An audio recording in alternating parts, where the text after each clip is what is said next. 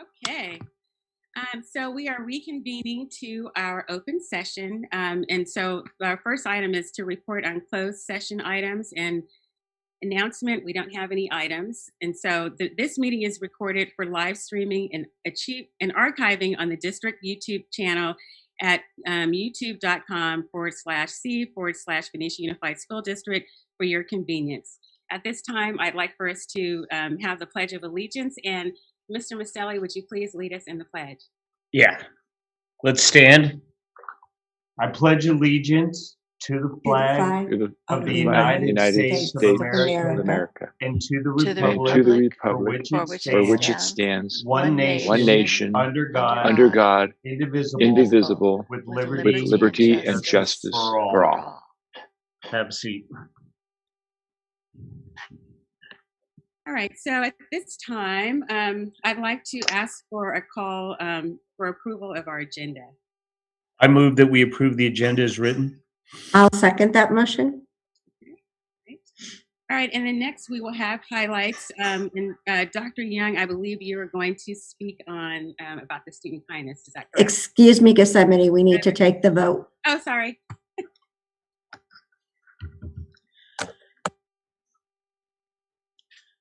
Betty, I'm sorry, I had to unmute myself and then I have to shrink you guys back.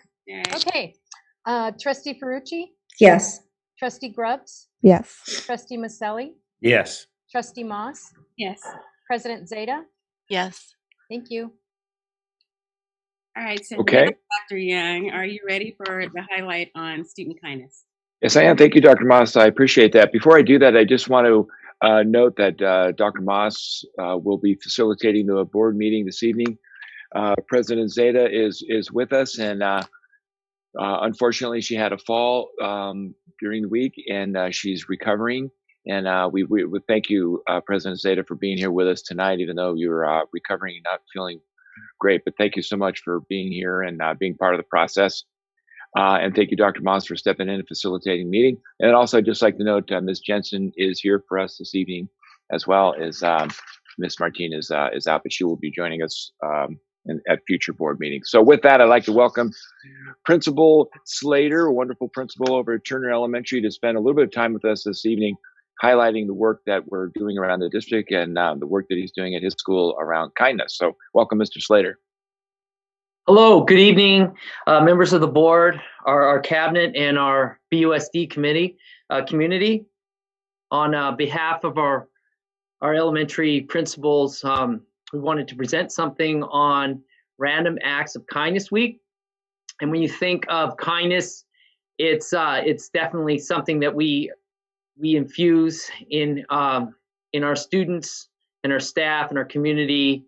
From day one, but during this week, we took some time to put together some activities for our students to practice kindness. So the next slide. And I took two quotes. We took two quotes here in light of Women's History Month, and with Amelia Earhart and Amanda Gorman, and talking also about how kindness can be can create kind of a chain reaction that's super positive, and also that everybody has that opportunity to express and be kind and to be that light, as Amanda Gorman had said in her her spectacular speech about that. So wanted to honor that as well. The next slide. So started off, each elementary school did something special. Mary Farmer, I don't know if you've seen that in the past, where they did kind of an aerial shot of all their students in red shirts, describing a heart. And here they put something together, spreading kindness no matter the distance, and they did it through their Zoom. All their students there. This was one of the activities that was done in the third grade, and a student named Darren who put this together on kindness, and he said, just quote some of it: "The best thing about being kind is it can change the world. anyone can be kind. Doesn't matter who you are or where you came from or the color of your skin. Kindness can bring joy. Most importantly, when you are kind, it can cause a chain reaction. It makes life better. It helps people. And so it was pretty cool how Darren's writing there was right in line with the 2 quotes at the beginning of the presentation. So wonderful job, Darren. And also for the elementary schools, for our schools, it was kind of a schedule of events each day. And this was Mary Farmer's calendar of events that they did. And, you know, it could be letter writing or, you know, notes to the classmates and just, you know, reaching out to somebody in your community to do a good deed. So lots of activities there. And this is something, as I talked about, that kindness is something that starts from day one. And this was something that was going on at Joe Henderson. This was their kindness calendar for the month of December. And you can see, you know, all the different activities for each day of the month, which was pretty amazing. And they also did, you know, one of the pictures of with all the children and putting it together in one collective shot there. So that was really well done. And Robert Semple had this really wonderful idea this year of taking these wooden hearts and distributing them to students to color and write kind thoughts on, and then they put them out in front of their school. So kids came by and placed them there. And this here was our for Matthew Turner. This was one of our this was our weekly events, a string of events here. We had you know, on Tuesday giving a compliment, Wednesday writing a card and drawing a picture for somebody, and also we really liked something we put in there this year was reading a favorite book to someone, and it was great zooming into all the different classrooms and just seeing that energy and excitement from the kids being kind. And then our next, this is a Jamboard, and this is one of the new things. Talk about learning so many new tools with virtual learning and engaging students.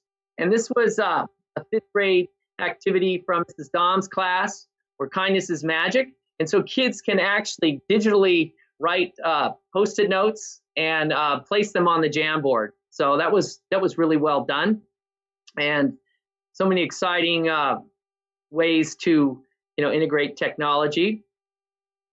And see the next page, and we did our own thing here with again the wooden hearts. And what was really amazing is our PTA helped facilitate this, you know, getting the wooden hearts together and stringing it up. And I was pretty amazed how high some of the students got up there in the tree.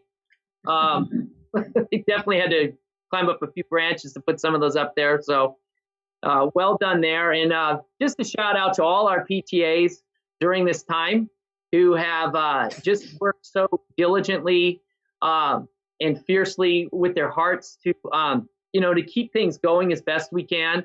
And they've just been amazing at helping us get materials together and pass them out to families. So that's what we did there. And I just want to, you know, say a word about our district and leading by example.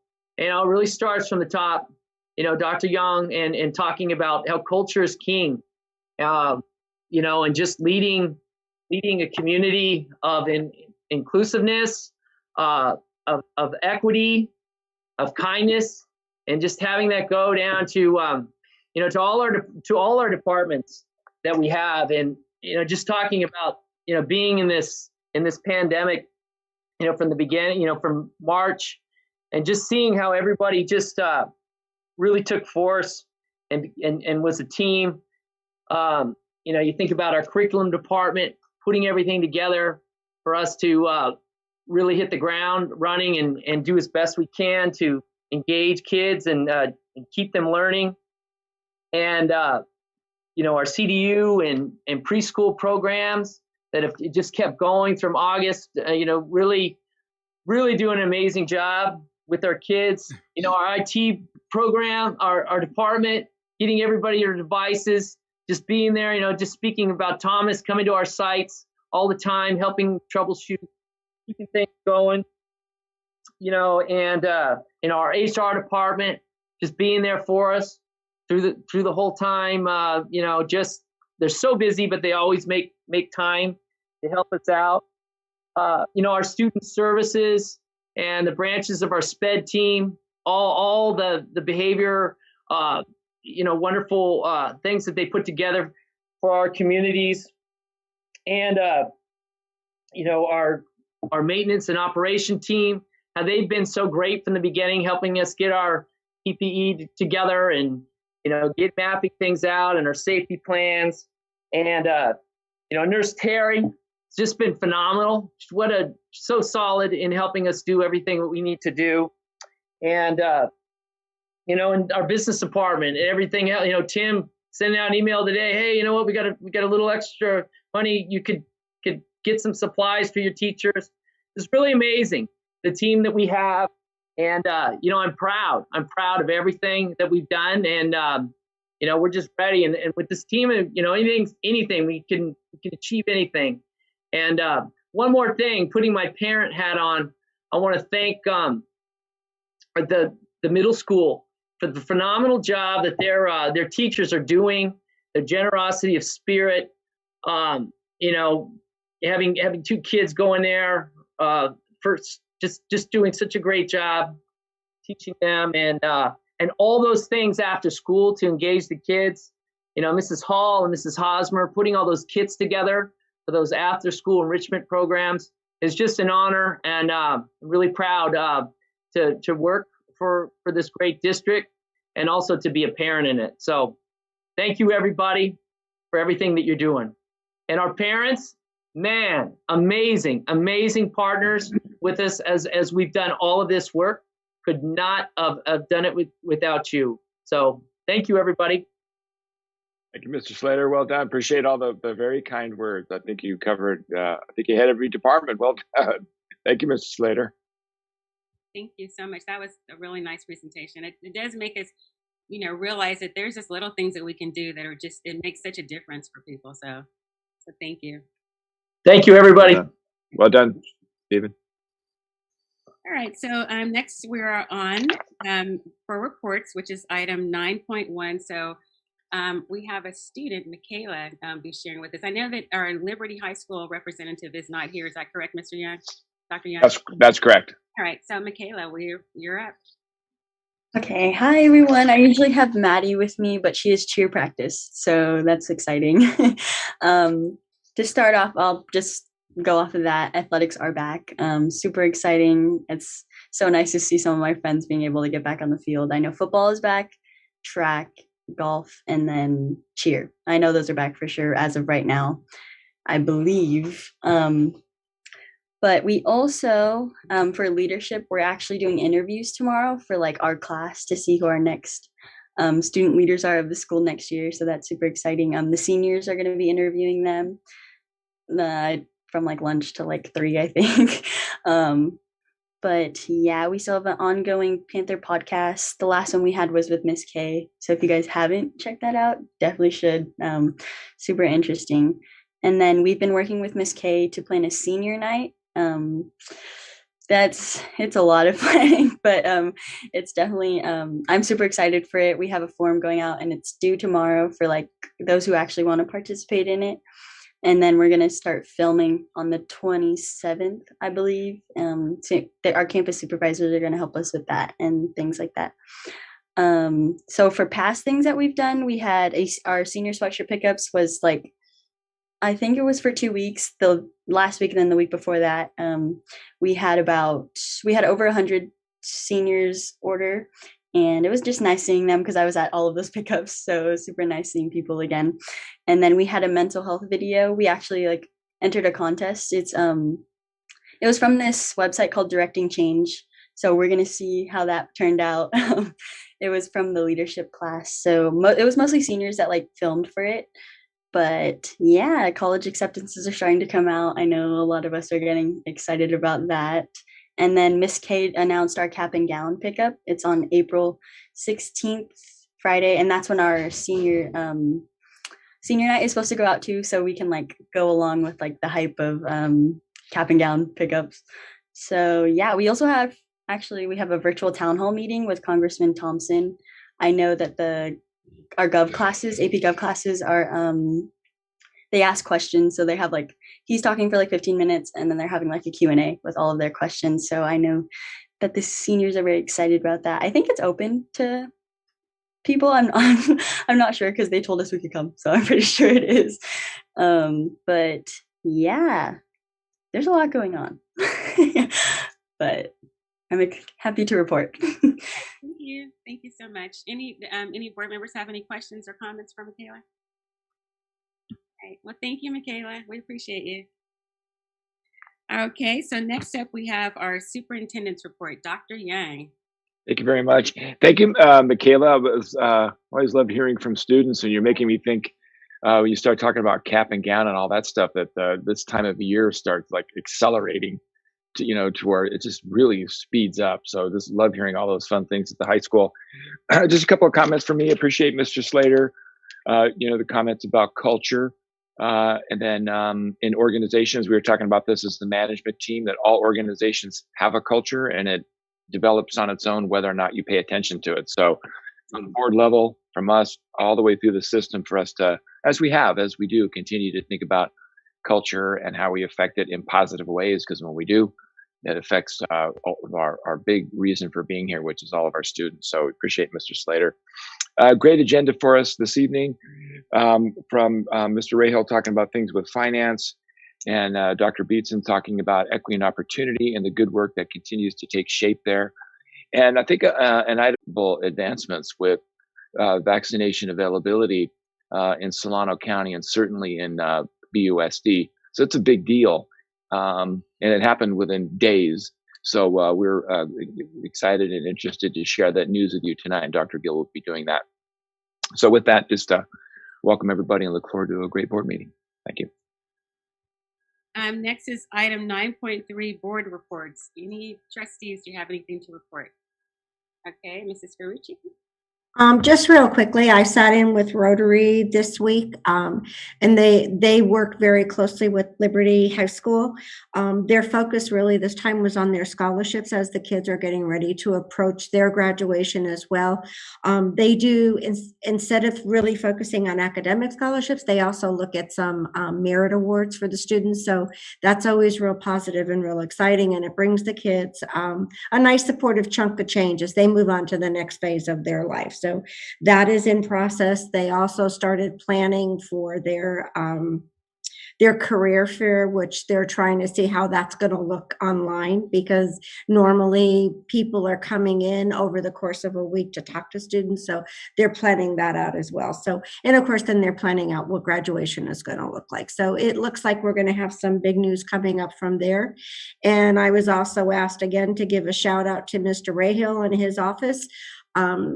With his new procedure for sites accessing money, Kim reported that it's really easy and she feels very supported, and everybody was really happy with that because, again, Rotary gives them a small working budget to support the students at Liberty High School as well.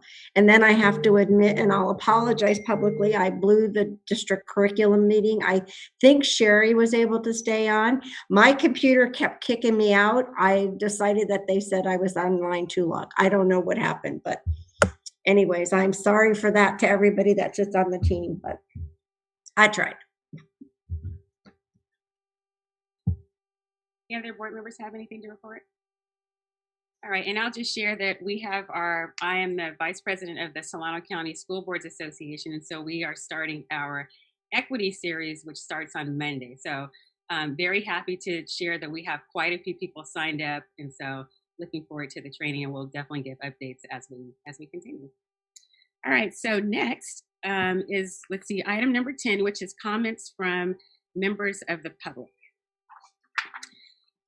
In an effort for our community's voices to be heard, BUSD has transitioned to accepting public comments via the public comment voicemail that will now be available. Members of the public wishing to address specific items on the board meeting agenda are requested to call 707-748-2787, one comment per person per item, limited to 3 minutes, on the day of the meeting between 3 p.m. and 7 p.m. Please note that no anonymous messages will be played. If your comment is for closed session, please be sure to state that so that it can be addressed prior to closed session. The board clerk will play the recording of all open session public comments to the specific items then being discussed by board bylaw 9323 during public comment item. The governing board allows speakers to speak at regular meetings on agendized and non-agendized matters under public comment. Comments are limited to no more than 3 minutes per speaker, at which time the voicemail will be cut off. By law, no action may be taken on any item raised during the public comment periods, and matters may be referred to staff for placement on a future agenda of the governing board. Please be reminded to keep your comments respectful and that students may be watching the board meeting. So at this time, we'll hear our public comments.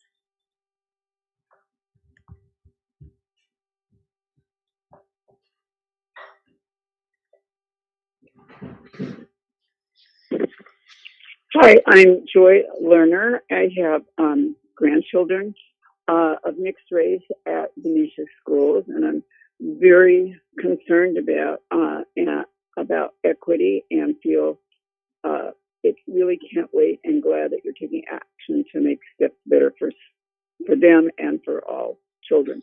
I want a curriculum that is historically correct and includes the contributions of all people in the United States and the world.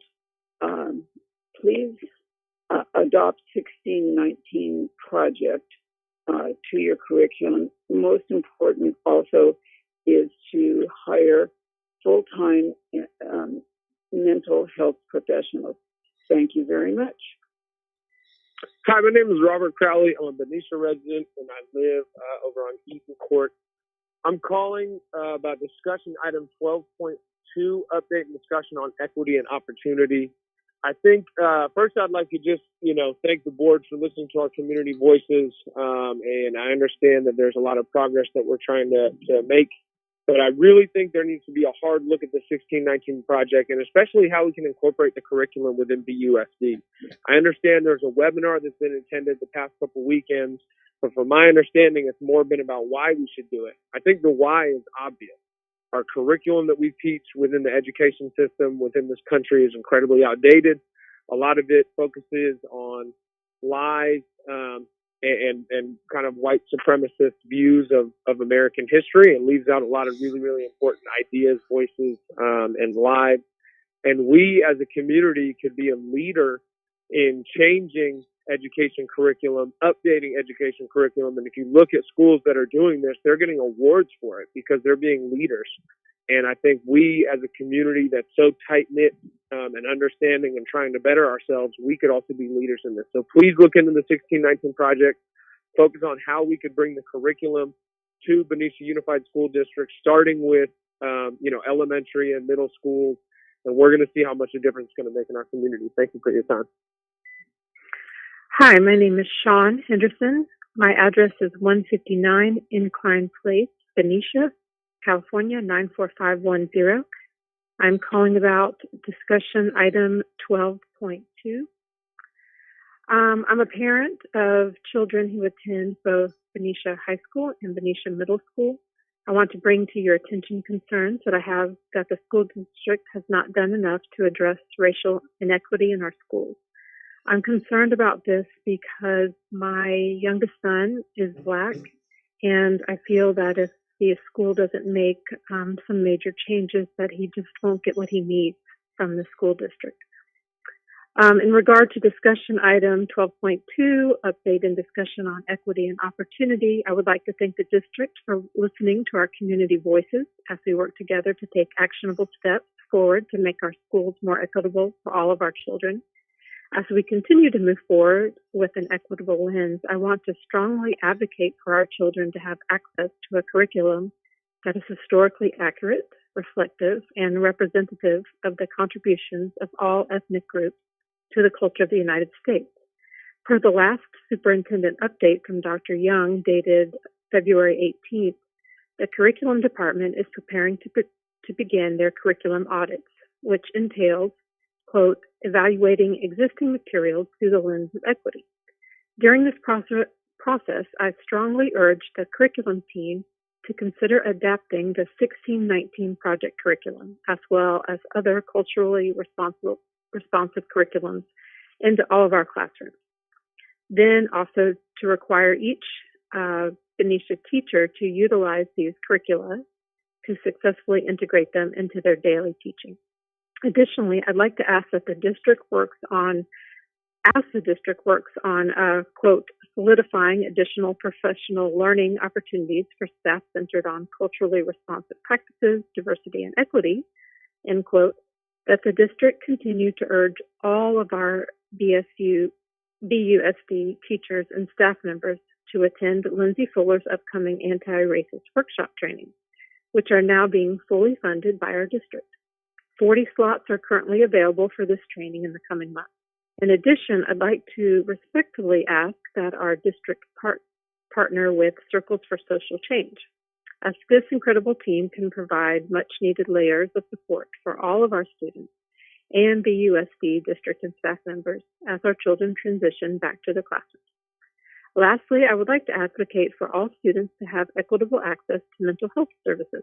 This goal can be achieved by staffing each school site with full-time mental health support services composed of counselors, school psychologists, and teachers who have participated in the robust anti-racist trainings previously mentioned. Thank you for your time. Brittany Sapien for public comment. My comment tonight is regarding the potential start of hybrid learning on March 22nd. I would like the board to address this sometime tonight. I was surprised to learn that hybrid was not on the agenda this evening, given that all of the school principals had sent out emails this past week updating families on the potential start of in-person learning and stated that we would be updated by March 8th, which is next week. I would like to know how and when the start of hybrid is going to be determined. Thank you. Hi, my name is Shelby Delaney. I live on Heaton Court in Benicia. I'm calling in regarding discussion item 12.2, update and discussion on equity and opportunity. I would like to thank everyone for having this on the agenda and discussing it. I think it's one of the most important things we can do for our community right now. I want to emphasize the need for Benicia to incorporate a change in curriculum, specifically adding the 1619 curriculum for our students throughout all of BUSD from K through 12. I think it's extremely important to educate all of our kids about the histories that we have. In addition to that, I think that we need to have continued education and trainings for teachers and staff, ongoing racial bias and anti-racist workshops for all of our teachers so that they can adequately incorporate these curriculums and adequately teach their students of color. Lastly, I would like to advocate for some mental health services. Now more than ever, especially with COVID and kids that have been indoors on screens for all these months, it's going to be more important than ever that we have adequate resources for all of our kids regarding mental health, school psychologists, counselors, etc. Thank you for your time. And again, strongly urge the 1619 project to be incorporated, as well as ongoing training for racial and equity training for teachers and staff. Thank you. Good evening. My name is Krista Heredia. I've been a Benicia resident since 2009. I have an adult son who attended both Benicia Middle School and Benicia High School, and I currently have two young sons who attend school at Robert Temple Elementary School. I would first like to thank our district for listening to our community voices as we work together to take actionable steps forward to make our schools more equitable for all of our children. I was encouraged to read the last superintendent update from Dr. Young, dated February 18th, that the curriculum department is preparing to begin their curriculum audits, which entails evaluating existing materials through the lens of equity. During this process, I strongly urge the curriculum team to consider adapting the 1619 project, as well as other culturally responsive curriculum into all of our classrooms. Additionally, I ask that as the district works on solidifying additional professional learning opportunities for your staff centered on culturally responsive practices, diversity, and equity, that the district continues to urge all of our BUSD teachers and staff members to attend Lindsay Fuller's upcoming anti-racist workshop trainings, which are now being, I'm told, funded by the district for 40 slots, currently available for these trainings in the coming months. Our wonderful teacher professional learning community that was founded by two Robert Temple teachers and now has, I believe, close to 30 participants. We call them our PLC group. Some of those teachers have already experienced some of Lindsay Fuller's training, and it would be great for the district to advertise this opportunity widely to all of our school sites so that all of our BUSD staff are aware of its availability. I ask that our board members please keep an eye on the progress of how these trainings are being utilized. As always, thank you for your time and your commitment and willingness to serve our community in this manner. Thank you. Bye-bye. My name is Desmond McKissick, 159 Chelsea Hills Drive, Benicia. Phone number 510-417-6332. My son is a 7th grader at Benicia Middle School. I am a maintenance and facilities director at an independent school in Marin County. I want to share with you the challenges and the progress that has been made in the last 12 months under COVID. We reopened for a summer school last June with our primary program, and then this was crucial in ironing out any kinks that would make our 2020-2021 school year not apropos. We used a staggered approach to reopening last August and now have all our K through 5th grade there 5 days a week, and our middle school there 4 days a week, and we intend by the end of the month having there 5 days a week. We use a staggered approach to reopening, and now throughout this entire process, we have not had one transmitted COVID case on our campus, not one. I've been privy to Dr. Matt Willis, in the Marin County Public Health Officer, and what he has told us since last March, and what he told me back then still rings true. If you are inside, you wear a mask and you stay 5 feet away. If you're outside, and he promotes students getting outside, you can be 5 or 6 feet away, okay? Still wear a mask. But we ran 12 to 15 student cohorts, and it worked for us. We didn't have a large campus, but what we did do is we reorganized our schedule, especially at pick-up and drop-off, to ensure that cohorts would not mix. We had a maximum of 15 students per cohort, and it has worked for us. I know it's more difficult being in a public school situation, but if the structure is in place, then you can do this. I am more than willing to speak to your facilities directors to let them know what succeeded in Marin. As you're probably well aware, you are 15 times more likely to test positive for COVID in the community than what you are in a school setting. This is not just the USA, based on USA data. This is in Europe and in New Zealand. I understand that to make this work, you need to have a lot more everyone needs to be invested in that, and that's why the vaccination rollout is crucial to making this happen. I know that in Marin County, PPE is readily available. We've got outdoor classrooms. We have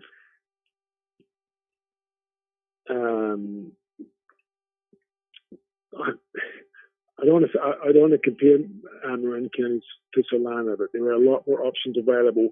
I'm willing to speak to anyone should they need any assistance in this, because it is. Hello, my name is Amy Lerner, and I am at 524 Cooper in Benicia, California. And I am calling about discussion item 12.2, which is on equity and opportunity.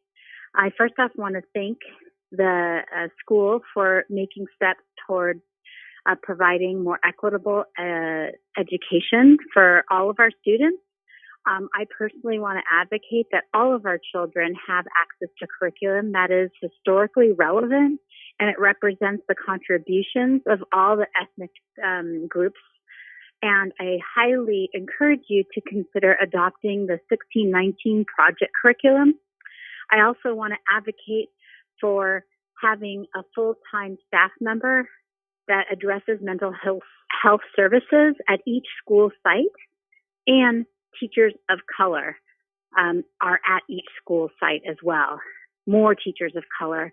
I have two children. One is at Joe Henderson and one is at Benicia Middle School, and they would benefit from this, and I would like to see it happen when they are here in the school district and not in 10 years. So I highly encourage you to do this right now. This is the time. Thank you so much. Hi, my name is Scott Swoboda, and I represent the 30 or so parents of the Benicia Unified Vaccine Task Force. Please accept this message as a public comment for the open session.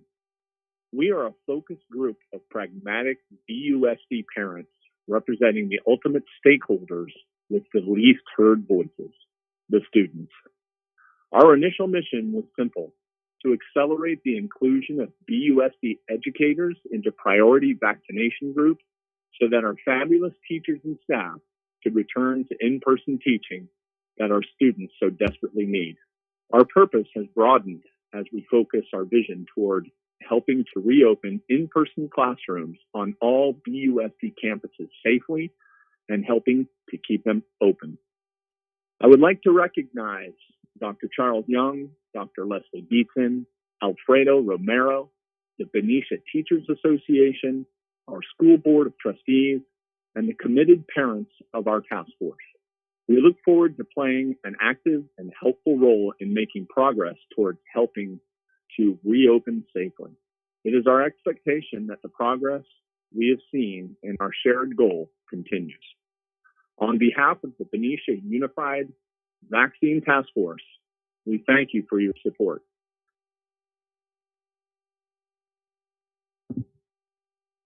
That concludes our public comment. Thank you. And we appreciate your comments. We really do. So thank you for that. All right. So our next item is item number 11, which is consent calendar action items. All matters listed under the consent calendar are considered by the board to be routine and will be approved by the board in one motion.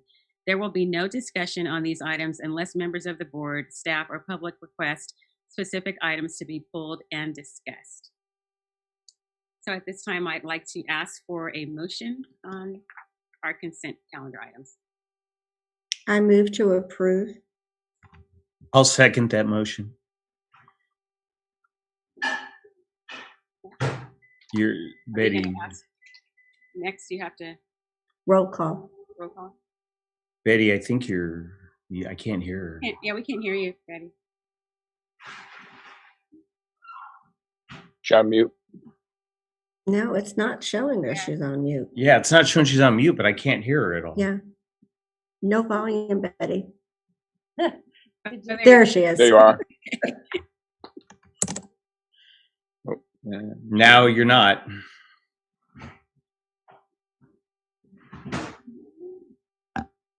So so you back, Betty. This is a roll call item, Dr. Moss. So we're, yes, Yeah. we need to. Why don't I take on that role? I'll just go around. Ms. Ferrucci, Yes.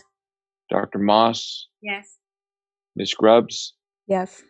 President Zeta, Yes. Trustee Maselli. Yes. Okay, looks like we have approved motion. All right, thank you.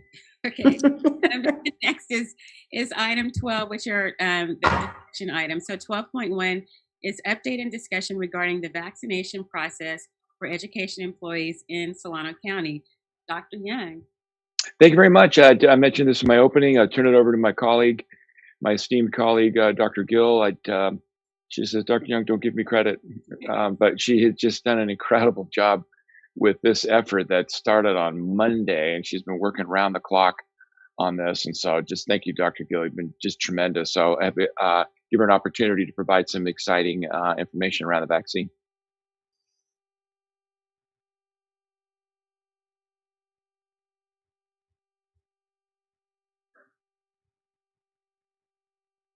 Thank you, Dr. Young. Good evening, trustees, Ms. Zeta. Hope you're feeling better, and our community members. Before I start the presentation, I do want to give a shout out to a really huge team effort. One from our employees, because they really wanted the vaccine. And second from Dr. Young and our county superintendent, Ms. Lizette Estrella. Henderson. Everybody played a key role in making this happen, and all of a sudden we made things happen within 3 days. So I'll quickly go over this presentation and share with you what process we have followed.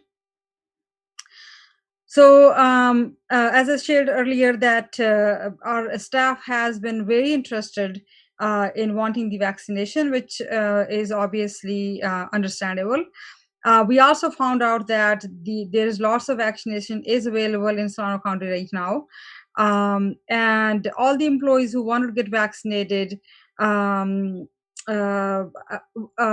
been either scheduled or in the process of scheduling, but most of them actually, I want to say 99.9% or 100% have been scheduled and are should be receiving their second dose by April 9th.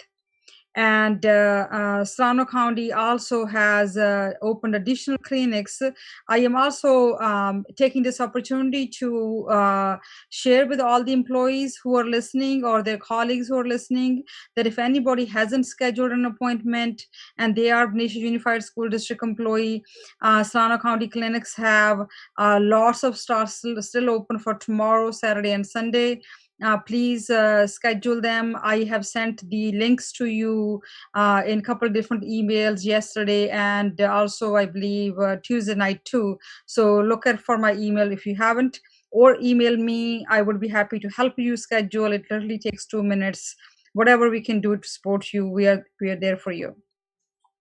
So just going back a couple of weeks ago, what we had done, we had submitted our COVID-19 safety plan and to Solano County and the health department. We had also surveyed our staff regarding their vaccination interest. Now, I'll share the data in a second. And we also then communicated our vaccination needs with the Solano County Office of Education. Based on all of that information, we received codes from Solano County Superintendent on Sunday evening, actually, and regarding and also the clinics information. And as of right now, as I shared earlier, all of the staff who is wanting vaccination are covered. So the first survey we had done was on February 22nd. We have 460 employees in our district. 326 took the survey. Approximately 90% wanted the vaccination. And then on March 1st, early in the morning, we met. Because we had received vaccination codes. Now these codes are from the governors. 10% of the vaccination that governor had said for the educators. That's what where these codes came from. So we got together, came up with a plan to figure out how to distribute these codes to the employees. We also took input from RBT and CSE union leaders, and to determine exactly which person needed them. We sent another survey on March 1st, and by working together with our union leaders, we also figured out the 4 phases based on the governor's criteria for prioritizing the vaccination for staff who are currently working with students. So in phase 1, we had employees who are currently working in person with students in some shape or form. And then phase 2, we thought about we'll have elementary teachers, elementary paraprofessionals, and any tech employees. And then phase 3, secondary employees, and then some of the other sports staff. And then phase 4 would have been or was the admin and district office staff and so on. And again, all of this was done within from 8:30 in the morning until we worked until like 10:30, 11 o'clock that night to get all of this work done. So that's the day when we sent the survey. 334 employees took the survey. This was a happy news and surprise, good, happy surprise for us that about more than 50% of the employees had already taken one dose by March 1st. On their own by going through other ways to get the vaccination, and other approximately 50% wanted him. And then we also asked them, the ones who had already taken a dose, that by when they will have their second dose. Out of the 168 employees who had said they had already taken their first dose, about 93% said we will have our second dose by March 31st. Only 7% are the ones who would have it by April 9th. So that was about 50% of those employees who took the survey. Then we worked with the rest of the employees, and we said who would like the code. If we are able to send you the code and help you schedule your vaccinations, and approximately 46% said yes, we would like the code, because I do want to say that out of the 53% that is showing right here, 50% have already taken it. So the only about 3% are the ones who weren't interested in it. And rest of the out of the 334 employees, I did the math today, 324 wanted it or already have had it. 10 employees were the ones who were saying, I'm not interested in getting this vaccination. So again, as I said earlier, we have 460 employees in our district. 334 took the survey. We also found out that about 80 employees who didn't take the survey, from informal conversations, that they were also had already taken one of their first doses. And so that means over 200 employees by March 1st had already had received at least one dose. And so on March 1st, we sent codes to most of the employees in phase 1, actually all of the employees in phase 1 who wanted it. So then we also received information from the Solano County that the additional clinics were being offered for employees starting today all the way to Sunday. And the first dose, the first dose is happening, and then the second dose is happening at the end of March and early April. So by April 6th, all of these employees who are going through the Solano County's clinics will have both of their doses. And I do want to here say that this was one of those things where Monday night, Tuesday, and even yesterday, I might have received at least 150 to 200 emails from employees, anywhere from saying my code isn't working, or actually the codes were working, but because of the process they had to use through, it was taking longer time. So we actually worked with Solano County and say, can you make this change in your registration form? Can you make that change? Again, I do want to take an opportunity publicly thank our Solano County Office of Education. Every time we made a phone call and said, can you change the form in this way? Can you change the form in that way? They did. And it was like they were literally working for us. That's what it felt like. They made us feel very special. Overall, again, huge thanks to our employees for the enthusiasm for getting the vaccination, and our unions, and Dr. Young for his leadership and working with Solano County. And that as of today, every single employee who who would like to get vaccinated should have already received their first dose, or should receive it by this Sunday or in the near future. Again, I do want to say one more time, Solano County Clinic still has openings. If anybody is interested, they haven't registered yet, or they change their mind, please go ahead and sign up.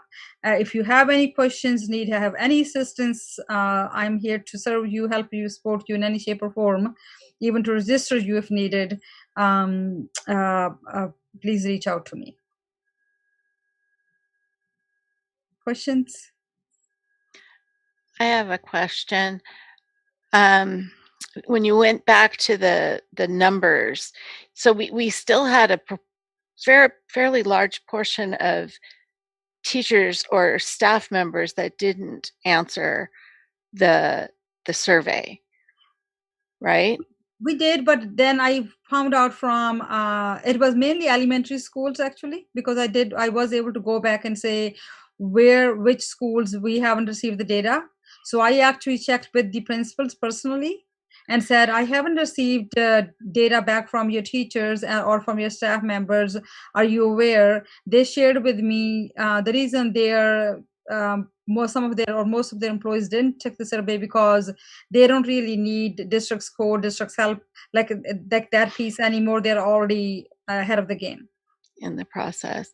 And I had another question. There was a 10% difference of the employees that will choose not to take the vaccine, correct? Out of our entire population. It's approximately, I want to say, out of the 460 employees, maybe 30, 40 people who may choose not to. That's what it seems like. Okay. And are we going to require them to share their documentation before they go on campus? That's a great question. My understanding is, as of right now, we cannot mandate. This is HIPAA laws, but there will be something we will check with legal to see what, as an employer, can we require, can we ask the employees to show us or not? Okay. Yeah. Thank you. Thank you. And even law firms are figuring out right now what is possible, what is not, and so on. Yeah, no, it's all new. I get it.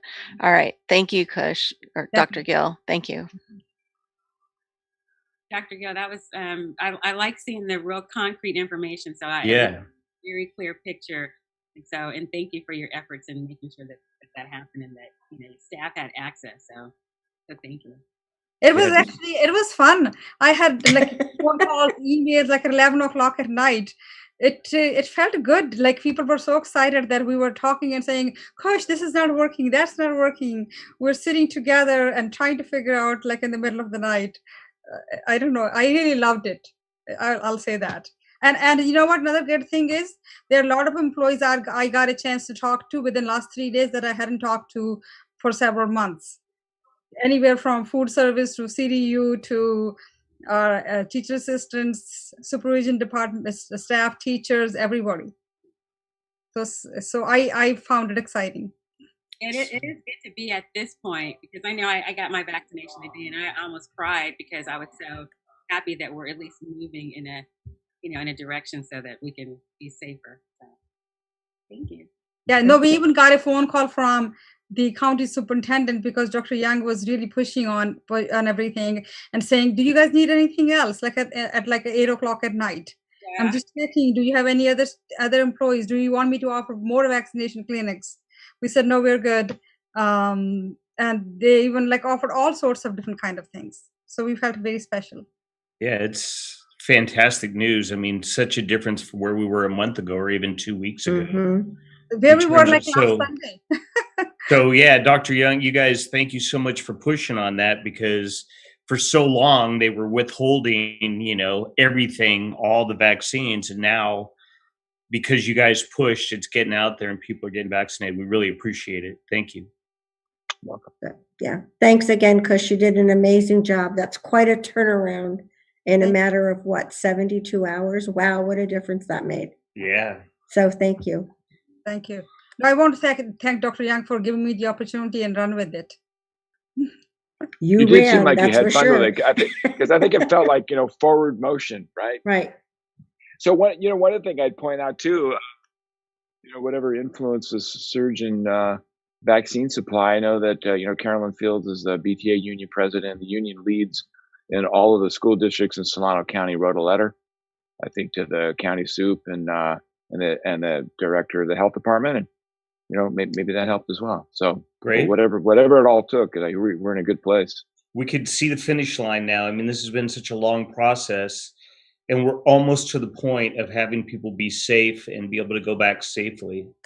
So it's very nice. Correct. All right, so our next item is 12.2, which is update and discussion and equity and opportunity. Dr. Beetson. Oh, before Dr. Beetson, before you start, I know this all feels like we're all thanking each other, but why not, in spirit of the kindness week, right? We do that as much as possible. But I want to thank Dr. Beetson and her team for all the great work on this. And I keep thinking about the equity work just quickly. Equity and opportunity for our system of having a leavening effect, and that it helps to build our community in ways that's inclusive, and I keep thinking hopeful. And I really think we should also think about this work as being inspiring, that to be inspired that we're able to meet the needs of all of our kids and figure out where those gaps and those barriers are. So with that, Dr. Beetson, we look forward to hearing from you again. Good evening. Excellent. Thank you. It's my honor and privilege to be here to share some of the great work that our team has been working on in this area. And I also want to thank Dr. Gill, because she did an amazing lift, and it's amazing how quickly things shifted over just the last few days. So thank you for all of that. Okay. So Dr. Young, I think you actually just said this slide. This is a quote by our very own Dr. Young, just really thinking about equity and the reason why. Why are we embarking on this?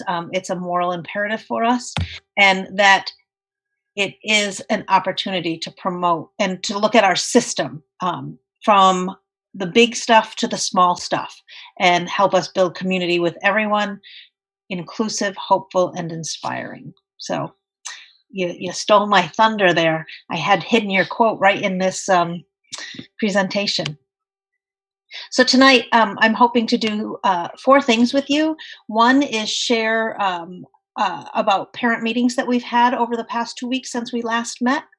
Talk with you about some new professional learning opportunities. We actually heard about some of them from some of our public comment this evening, but I want to give you a little bit more information on that. Talk with you about the amazing work that Ms. Rice and Mrs. Golson, our TOSA, have been working on in the area of curriculum, and then talk to you about some next steps for the system and moving the system work ahead. So since we met last, we have had parent meetings, district meetings. So our African American parent group met. We met with Ms. Corona and our special education parent group. And then Ms. Rice led our district English language advisory committee as well.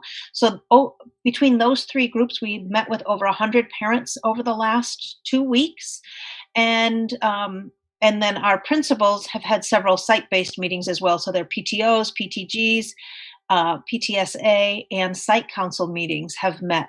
And during those meetings, we had lots of conversation about the work of the district in this area of equity, what the needs are. And we did it through LCAP stakeholder engagement, because as you know, part of the LCAP process is soliciting feedback from all parents, and all parents have had the opportunity to provide input through a survey, but then we also went out to specific student groups or parent groups of students to solicit even more information. And so what we did was we presented some data, we presented the process, and then all the parents went into breakout rooms where they could have in-depth conversation in several areas. One is, how is our district doing as a whole in in living into, if you will, our vision, our characteristics, and our beliefs statements, and what areas do we need to improve in? They talked about equity and barriers in our system. They talked about the future and hope of what we want education in Benicia to be as we come out the other side of the pandemic, because we know that that is getting closer and closer and really exciting. And so it's an opportunity for us to make some changes in the education system. As Dr. Young always likes to say, it's been unfrozen now for the first time in hundreds of years. And so before we freeze up again, what are some things that we want to take this opportunity to do? And then the other part of the conversation that these parent groups have had is really about how do we support our students academically, socially, and emotionally as we move forward, and what are the best ways to do that. So we have lots and lots and lots of data. And so Ms. Ferrucci, get ready, because on Tuesday, we have our El Capitans meeting, and we will be slicing and dicing and looking at all of that data to figure out where it fits in our LCAP process. And so that's what we'll be doing. And so the next, hopefully in the very near future, we'll be able to bring that data back to you. But we just closed. I'm actually getting some last feedback from some sites and some students by tomorrow. So we'll have all of the data to be looking at. In professional learning, you did hear from some of our speakers tonight that we have some learning communities going on. And I want to give a big shout out to Andrew Barrett and Allie Cornwell. They are teachers at Robert Semple Elementary School, and they started this movement several months ago. They had a former colleague that they knew, Lindsay Fuller, who they brought in to run some professional learning communities on race and anti-racism after school hours, and they do have between 20 and 30 teachers attending those sessions. We have since met with Lindsay as a district and have hired her to do some spring sessions with other staff who are interested. So we heard about that this evening. I also want to acknowledge Ariane Whiting, Erin Bieber, Michelle Benke-Chapman, and Lindsay Doms, who are also instrumental in helping get this work going. They have a representative teacher from each elementary school that's helping to lead the work alongside their principals. And so those learning communities are happening. The other ones that are happening right now, and I do believe some of the school board members are participating as well in some sessions on trauma-informed care and restorative practices. And so those are happening where teachers are volunteering their time to continue their own learning journey in those areas to support students when they come back. The other piece that you see here is facilitated sessions. And so Ms. Rice has set up 2 facilitated sessions. One has already occurred. The second one will be happening next week, I believe, with Epic for Education. They are the organization that is led by Dr. Nancy Dome, and our staff have, and you all as well, have access to 7 learning modules, everything from microaggressions to implicit bias, all sorts of topics around equity, diversity, and inclusion. And now they're coming and holding facilitated dialogue conversations where teachers or anyone who attends can practice their compassionate dialogue protocol, which is called the RIR, and it stands for Recognize, Interrupt, and Repair. And it's a way to engage in conversation in a way that is respectful, but also helps to move that conversation forward around those topics. And so those are happening currently.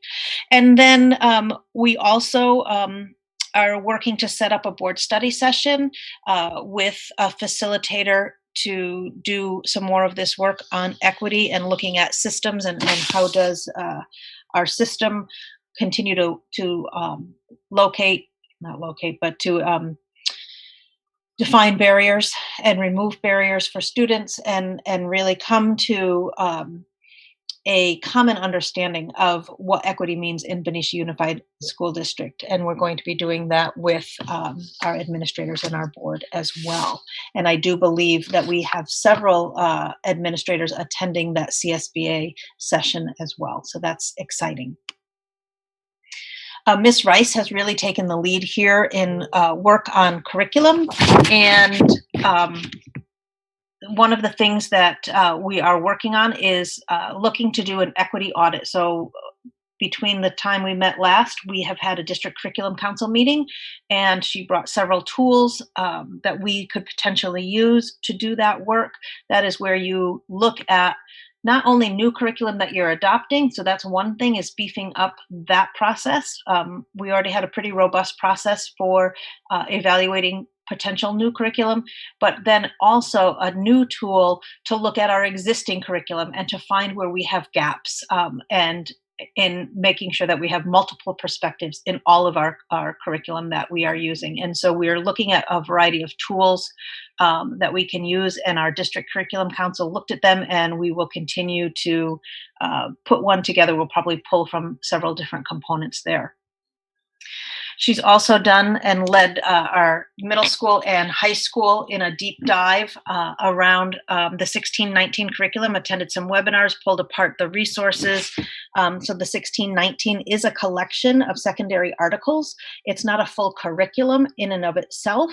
And actually the 1619 project is working to put lessons together to accompany those articles. It's not a fully built out at this time. And she's also reaching out to UC Davis and UC Berkeley history projects, and they're sharing additional resources, both for curriculum audits that we can use and materials that are robust and show multiple perspectives. So we're trying to look at what is out there, what fits our need, what do we already have, where are some gaps. And so that has been really, really helpful in moving this work forward. And then as a system, and one of the things I want to acknowledge, we all feel a tremendous urgency because this is the thoroughfare, if you will, to all the work that we do here in the district. And we want to do it really well, and we want it to last well beyond this year and next year, but have it become the way we do things. And so we're looking at everything from high-level district work to all different parts of our system, and some parts move much quicker than others because we want to make sure that we bring different voices to the table.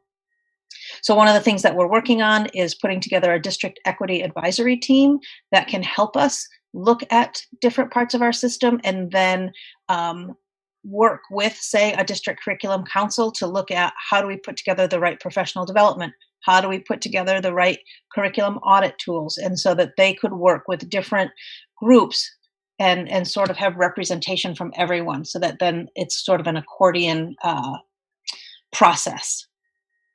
The other thing that we're doing, and I have a meeting on Tuesday morning with several different professional learning potential partners and facilitators, because we have we want to do work in so many areas at one time. We're looking to partner with several different facilitators to help us do that work, some with our admin, some professional developers to help work with our teachers, and then to help us look at our system as a whole and identify those areas in which we need to do some work. And so we're going to bring some of the potential folks together Tuesday morning to sort of do a meet and greet, if you will, and make sure that all the work that we're doing, even when we use multiple partners, is aligned and helping us move efficiently in the same direction. I talked a little bit about the work that the LCAP is doing, pulling together all of that feedback. One of the things that will come out of that is a map of our equity work and actions, and how that will play out over the next 3 years. Because as we said, we want this to be sustaining systemic work. And then we're really thinking about professional learning and how is it offered in our district. We have, as you know, 2 professional learning days as a district where all teachers participate in different professional learning opportunities, but we're also trying to think about how else that could look so that it sustains over time. One of the pieces of feedback that we've gotten from the PLC group that's working is they really like how they can go deep on a particular topic with a cohort of trusted colleagues for a couple hours at a time each month. And so it really helps them deepen their learning and make the work more ongoing. Right now, our structure is that we have 2 full days. And so we're talking with District Curriculum Council and others to really think about, well, how else could it look? What other creative ways can we find to offer professional learning to everyone? So we have some that everyone's going to do, and then professional learning that will continue to be offered as optional for folks. And when we have all of that done, we will have at least a 3-year professional learning plan as well that underscores and holds up all the work of the LCAP to help us know what direction that we're heading in. And this is the second time tonight that we're seeing this quote. We've probably all seen it over the last month or so, that this is hard work. And sometimes we're having conversations where we're all in agreement and it's wonderful. And sometimes we're having to have some of those challenging conversations, but we do know that it is the right work and that we will be brave enough to continue to do this work on behalf of all of the students here in Benicia Unified. And then I always want to leave you and members of our public with resources if folks are interested. So some of these have been on this slide before. I did add a new one down here at the bottom. It's about a 30-minute video. It's really wonderful. As you may know, I used to be an educator in Vermont for many, many years. And so I still always scour some of the work that's happening out there on the East Coast. And this is from their education association, and it's called an I Am From Here video, and it's put on by students. And I found it really powerful. So I encourage you, if you have a few extra minutes, to give it a view. And with that, that is the end of my presentation. What questions or comments or feedback or direction do you have for me? Waiting on, I do have a question. Sure. And I just want to say thank you for the update. I'm curious to know with the modules, is this, and I can't remember because you probably did tell us this at another board meeting, but is these modules from EPIC or EPOC Education, is it open to all of the district, like every employee? We have signed up every employee. Classified staff, I think all of you have gotten invites to it. If you need help, let me know. We can re-get you, that's not even a word. We can resend you the link, but yes, every employee in the district has access all year to these modules. And do you know so far, like what percentage of employees have actually are engaging in it? Do you know? I don't, Miss Rice did know about which modules were the most popular. I don't know if we got numbers. So all employees, all certificated employees had to do at least 3 because they're about an hour a piece. And that was part of our professional learning plan. I don't have the number for you. I can probably get it for classified and see how many of those. Ms. Rice, do you have probably not at your fingertips, that information. Not on my fingertips, but it's a very high percentage. I would say the majority have done more than 3 of the modules as well. It's been ongoing.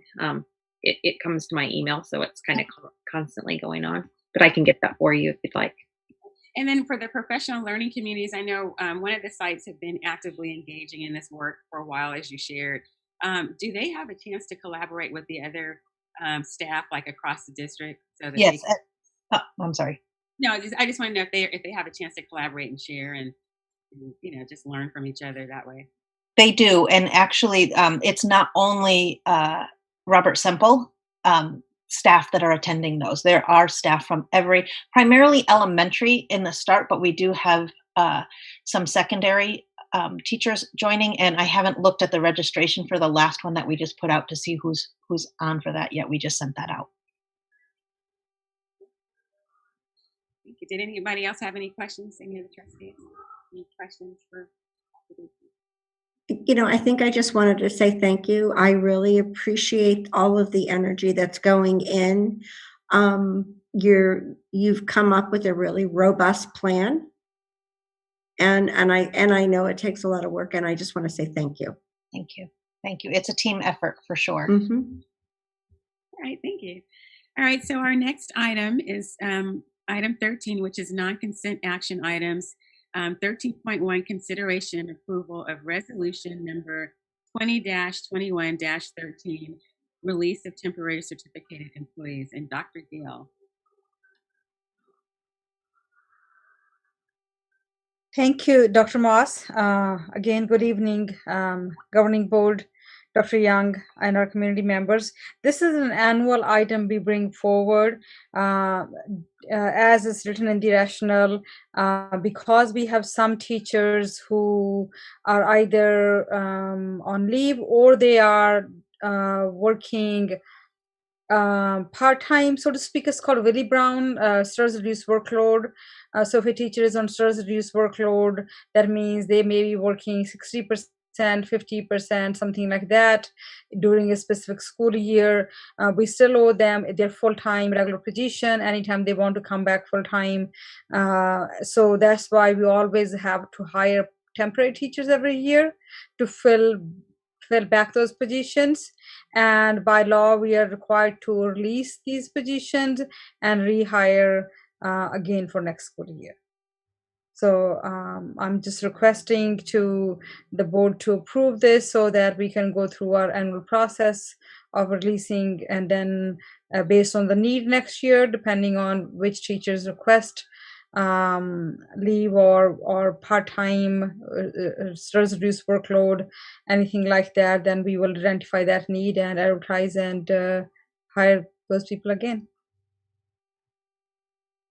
So at this time, I'd like to call for a motion on approval for this resolution. I move that we approve the resolution to release temporary employees.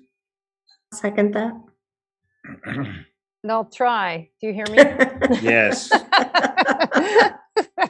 Trustee Ferrucci. Yes. Trustee Grubbs. You're Hello? muted. Oh, you're muted. Yes. Thank you. Trustee Maselli. Yes. Trustee Moss. Trustee Moss. Yes. And President Zeta. Yes. Thank you. Thank you.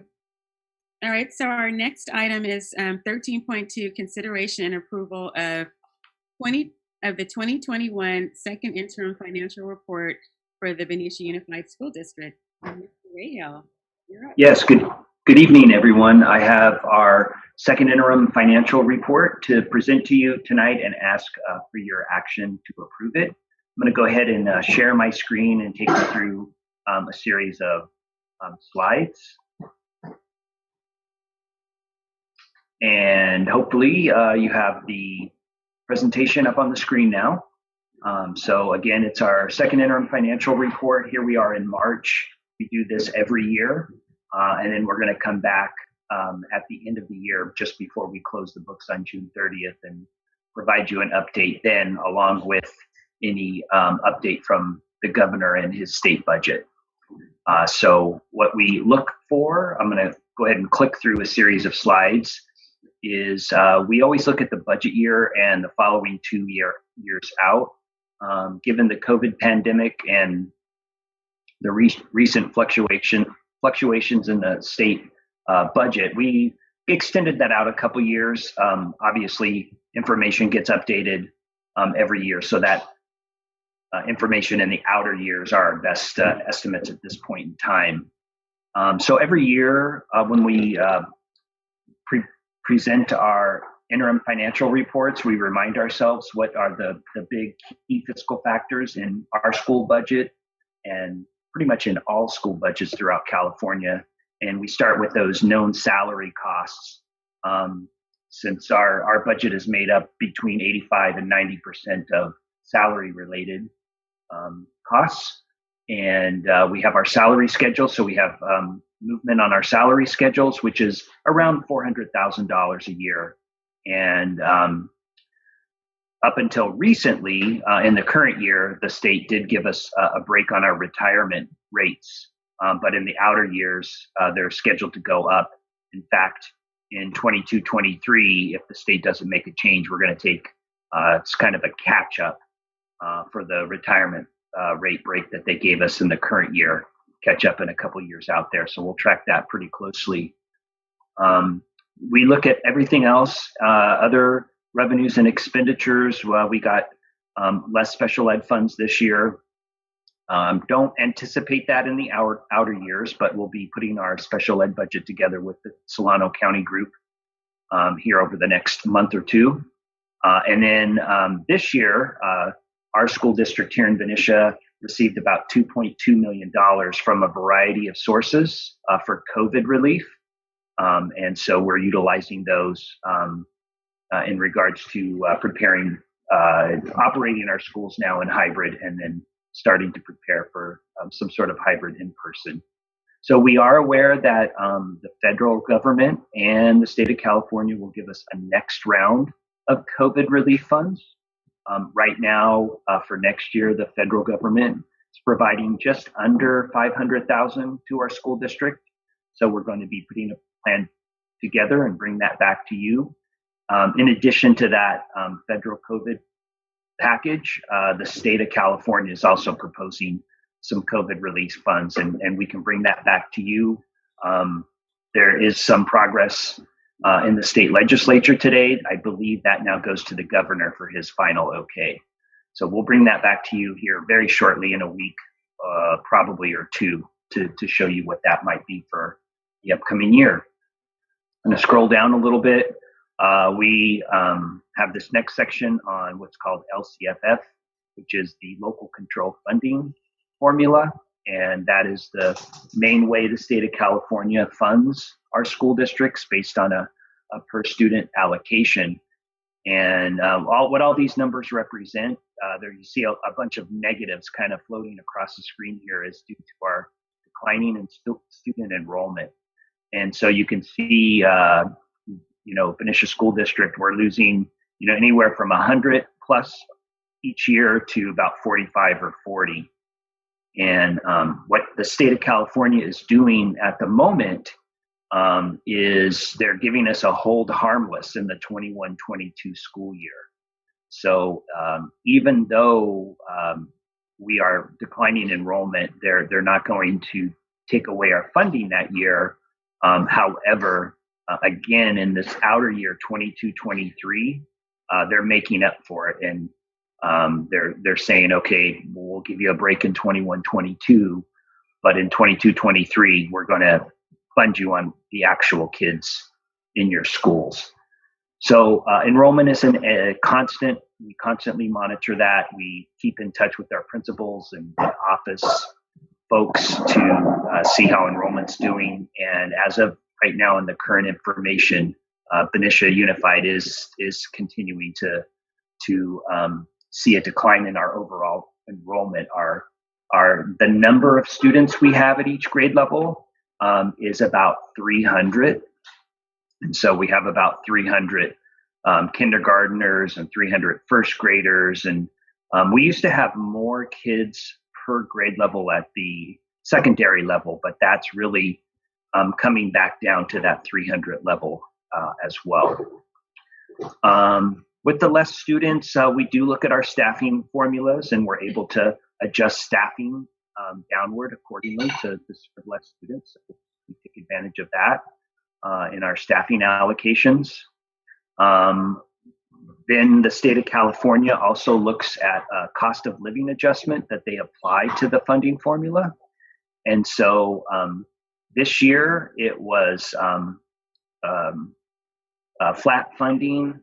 Next year, what the governor did in his proposal, his budget proposal that he came out with in January, is he proposed a cost of living adjustment of 3.84%, so almost 4% for the upcoming fiscal year that starts July 1. So everything that we've seen so far, we haven't seen any signs of fiscal distress at the state of California. The legislature looks at that. The Department of Finance continues to monitor those numbers.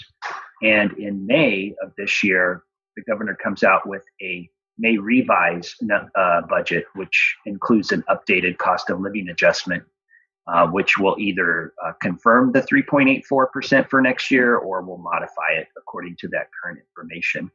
So that's a big number that we're going to keep our eyes on. In the outer years, the projections aren't quite that much. They're in the 1% to 2% range. Based on all of that information, you can see our LCFF funding to our school district. It was lower this year. There is a bump next year because they're holding us harmless on that declining enrollment. And there's a proposal of a big COLA, cost of living adjustment. But you can see in that outer year when our retirement rates go up and we get less funding due to our declining enrollment, and there's only a 1.28% COLA, that there is a reduction in our funding. Given all of this, you'll see in just a couple slides here, even though we have this fluctuating funding levels, at this point, our school district is projecting we will not have to entertain budget cuts based on these assumptions I've just taken you through. So just a couple more slides here. We put our retirement calculations on its own page. We have our STRS retirement program and for our teachers and certificated employees, and our PERS retirement program. So we're just tracking our retirement rates. You can see that they've increased significantly over the years, and our additional amounts paid into the systems are quite a bit. There's a little glimmer of hope in the outer years if the rates stick. We're still paying a considerable amount, but it's not going up. So you can see at least it stabilizes out there in 23, 24. If I just scroll down a little bit, the PERS retirement system, it's still increasing in those outer years, but not quite as much as it is in the next couple of years. So I click on our next tab here. We have our revenues that are in our current budget for this current 2021 year, just under $51 million. Again, this big 3/4 of the pie is the state LCFF funding based on our per student funds, plus some other state programs and federal programs. We click on our expenditures. So you'll if you compare the two, you'll see that we're actually spending more at $53.5 million. And that's due to some of our carryover funds that we've received in prior years but did not spend. And those carry over into the current year when we're able to spend them. So we're required to report our expenditures in the year that they're spent. So we have our expenditures at the end of the fiscal year. We're left with our fund balance, which is our ending balance, which is at $8.6 million. It includes the state's required 3% reserve. Our school board has its local school board policy reserve, which when added with the 3%, it's the equivalent of 1 month payroll. And then we have some one-time carryover monies that are one-time in nature and can be carried over into the future for one-time purposes. And then there's a small $425,000 for restricted programs that we don't anticipate spending this year. As we look again in the current fiscal year 2021 and a few years out, we plot the numbers up here. You can see our operating deficit goes from $2.5 million to a positive $900,000. And then given the current assumptions, it does continue to operate at about $1 million loss. Again, as the years go out, we continually update the assumptions based on the current information. So those numbers will change each year as the new information comes in. And we use that down here in this bottom section where we look at projected fund balances in the current year and the years out. So you can see we do maintain our fund balance. It does decrease based on those operating deficits, but our required reserves are maintained throughout these budget years. We keep these slides in here. Forgive me if the print's a little bit small, but it is in the package. It's just our reminders of maintaining that reserve. It's our critical responsibility to keep a sound budget. If we get into fiscal distress, the county and the state gets involved and starts to take over the financial operations of the school district. And many more reasons to maintain a healthy reserve. It helps protect against changes in state tax revenues. And it also assists us when the state issues IOUs, which it is doing right now. Next year, the governor's proposing only 1 month of a state IOU, but to the extent the state owes you money and doesn't pay you, the reserve can be drawn upon to meet your cash obligations. Forgive me, my light is blinking a little bit here. Okay, and this is just another way to look at our reserves to show you that we are maintaining our reserves. And we also have a history all the way back to 0809 of our annual operations. You can see the graph. The goal to be break even, but in some years, some of the funds carry over. So depending on that, you might have some negative amounts showing up in that graph. I'm going to click over and wrapping up the second interim financial report. We'll go through just a couple more slides here. I think it's important to remind everyone that the state of California does fund its schools on the local control funding formula. Right now, that's about $9,158 per student. That does use the zero COLA that was provided this year. It also includes a 20% bump called a supplemental grant for those students who are enrolled in the free and reduced lunch program, English learners, or are homeless/foster youth. And right now, that's about 25% of our student population are part of one of those three groups listed above. Our next steps are to continue to monitor those multi-year projections, not only the current year, but a few years out, and then also keep in close contact with our cash balances, especially when the state is issuing state IOUs.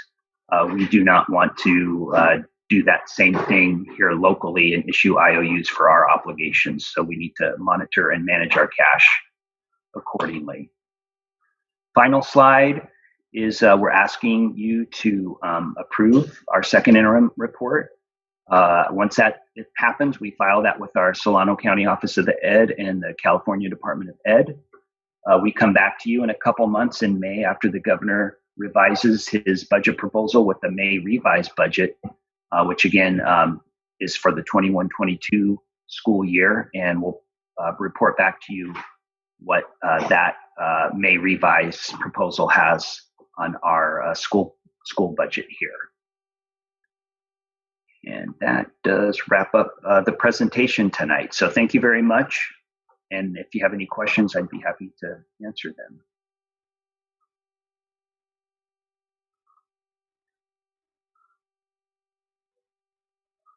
Oh.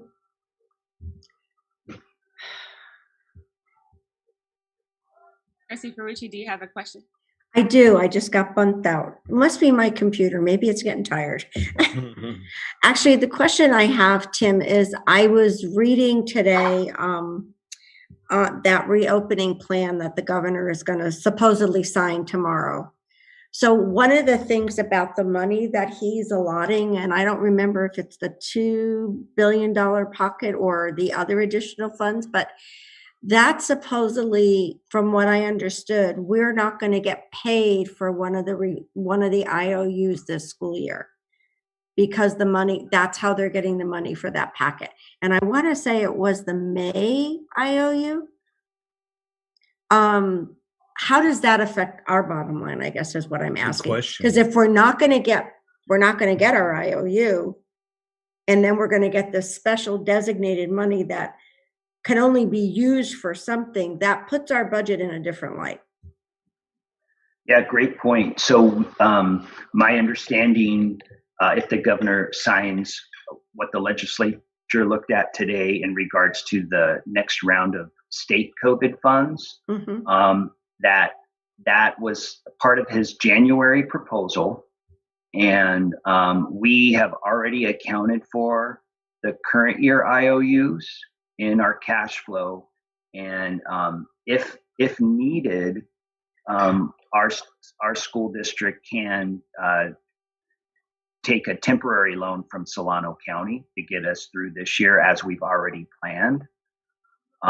For next year's budget, the governor's proposal with these COVID funds, it only included 1 month of IOU, and that was June 2022, which would be paid in July 2022. So the state IOU proposal on the table right now was much different and much less compared to what we've already accounted for in the current cash deferral.